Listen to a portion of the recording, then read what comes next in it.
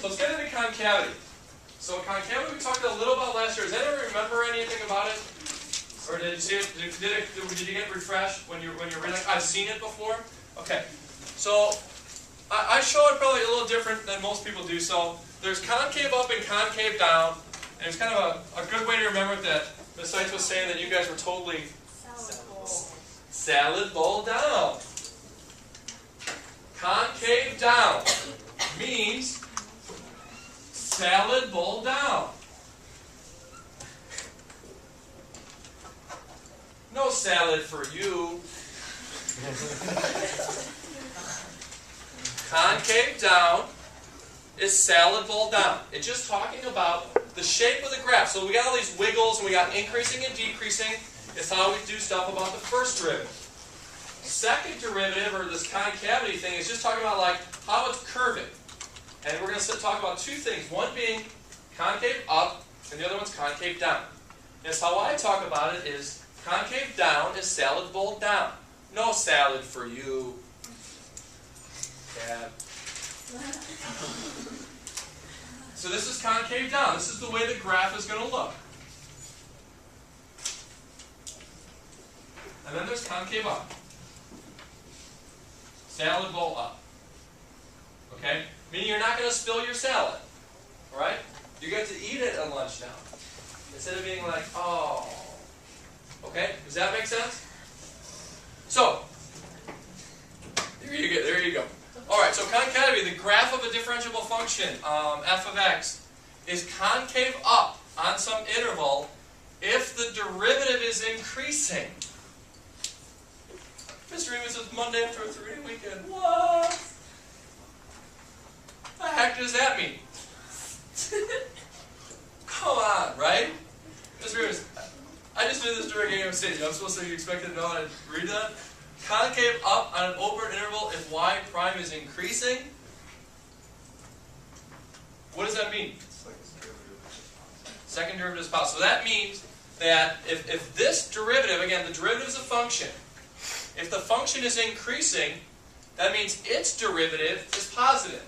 Well, you're already talking about the derivative. So what you're talking about is the second derivative of the original function. Does that make sense? What this means, it just means second derivative is positive. You have some function.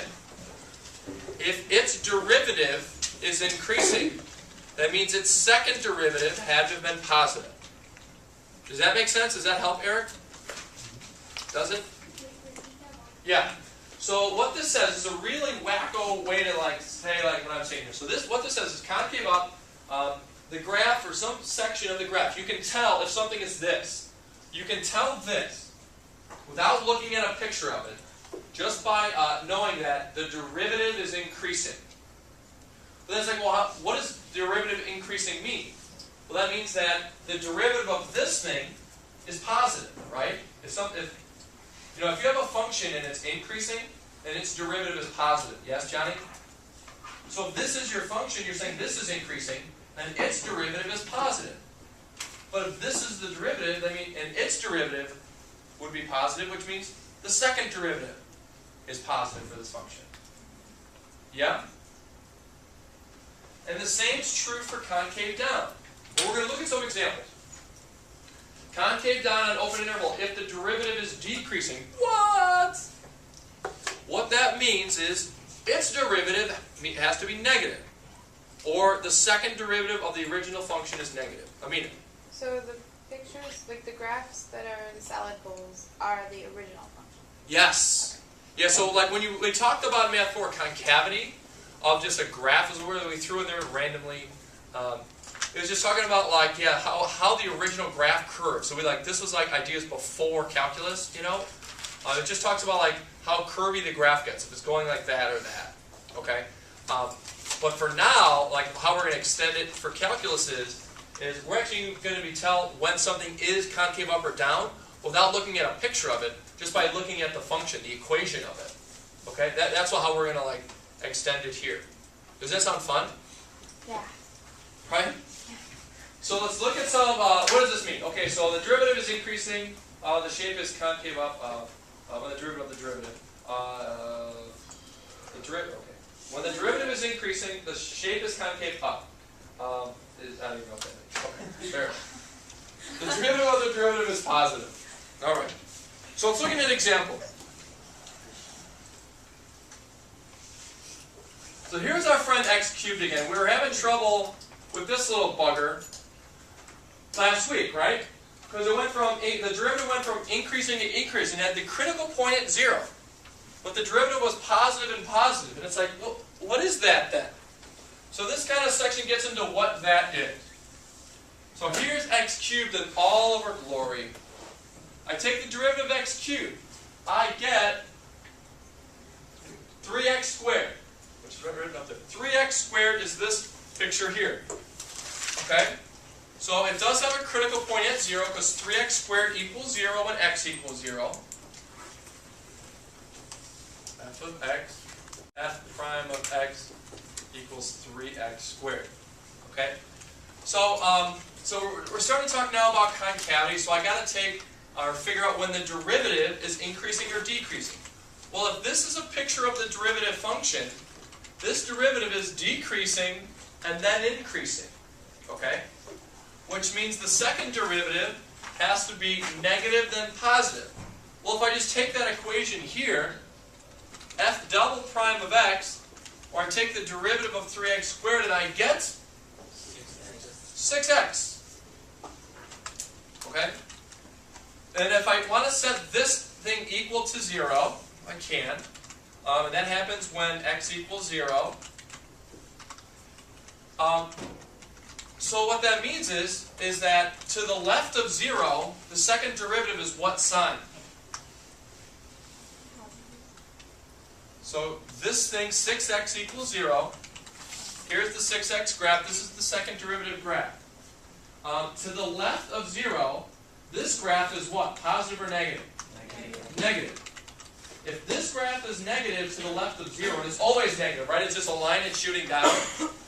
That means that the original function is salad bowl down. You see it? Up to 0, it's all salad bowl down. No salad for you.